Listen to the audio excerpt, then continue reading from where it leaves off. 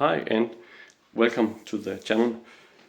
This video will be a part of the series projects from the machine shop, week 27, or is it 28? I don't know at the moment, sorry. But because my camera, which I'm using normally for making time lapses and so, have a defect, it's sent in for repair. So I don't have any video or footage for you to see this week. And this is the last week before I'm going on a 4-week vacation. So there won't be much new content for the next 5 weeks.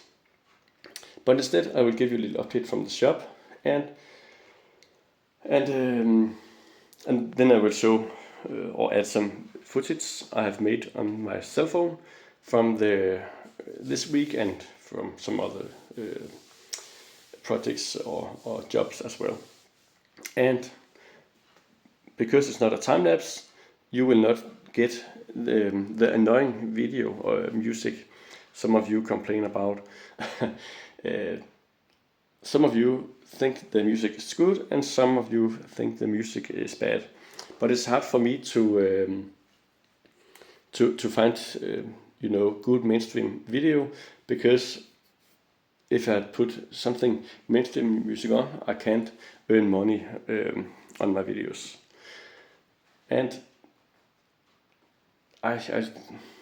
it's hard for me to record the true sound, because most of the time in the repair shop the music is quite high, and also I will get some restrictions from the copyright and so you have to settle. And if you don't like the music, you can mute the video and put your own music on. I hope this helps. At the moment I don't have any other options than that. Well, a little update from the shop. I have relocated or rearranged some of the Lathe cabinets and my workbench. I have had some doubts and it was hard for me to arrange how I should place the Schaublin lathe in this part of the shop. I wanted it in here because there are heat in the winter time and it has a better humidity.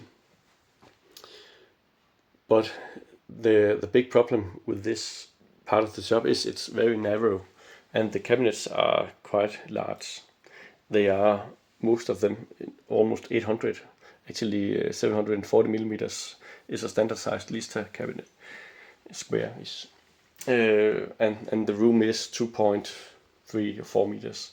So it's hard to place them in a way where I lose a lot of space. So the best part or placement is against that wall. It's 6.6 meters in total in the length. Also I want to use the bore on the lathe, and I came up with this solution where I did move the workbench and the big Lathe, and then I have this enormously big space open for the Schaublin. Okay, it was a joke.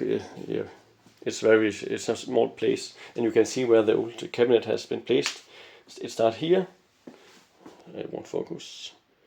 It starts here, and it ended here, and that's almost the size of the Schaublin.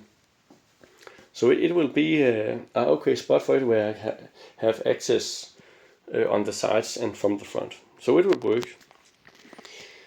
For the moving, I have got some Weber machine feeds just to be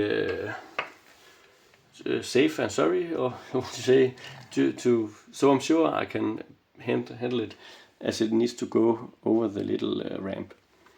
I really don't think I'm gonna need them because I have 2 pallet jacks available, but just in case. And they are very cheap, and they are surprisingly well made, with some nice casters like pallet jacks and this rotating foot. So I couldn't resist. But other than that, I've prepared the bridgeport. The ceiling height is very low, so I have to tilt the head so I can raise it with the feet and put a pallet jack on. And then the plan is to take the Schaublin, turn it 180 degrees, and when it's moved against me, then I can take the bridgeport and pull it back between the inters and the Schaublin, and then it can be stored over there, and then I can turn the Schaublin, and as you can see, most of the 500 millimeters of the Schaublin will be free. Then I can move it, several times and get the free part over the ramp, and then I can pick it up with another pallet jack. I hope it makes sense, and I hope it will work quite easy. I'm pretty sure it will. But other than that, the Schaublin is painted. I promised you some footage of that, but again the camera failed me, and yeah, I didn't want to wait any longer, so I just painted it. I got some multifix from AXA, German-made brand, for it, and I have ordered a Acron 1 micron scales for it as well. But other than that, it's okay machine. Runs very smoothly. It has some wear on the bed, and for the price it's okay. But I would, of course, rather have something that was in mint condition. But for my wallet and for my use, it's more than enough. The paint itself came out okay. It was not. It's very, very far from the Schaublin mirror finish. They had some very, very nice painting, and it's just super flat and like a mirror, very, very well painted, and just good looking. But this is just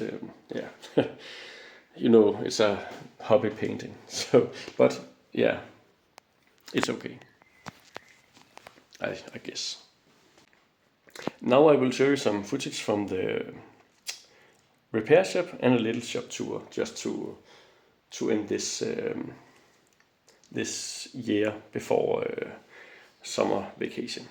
So thank you for watching.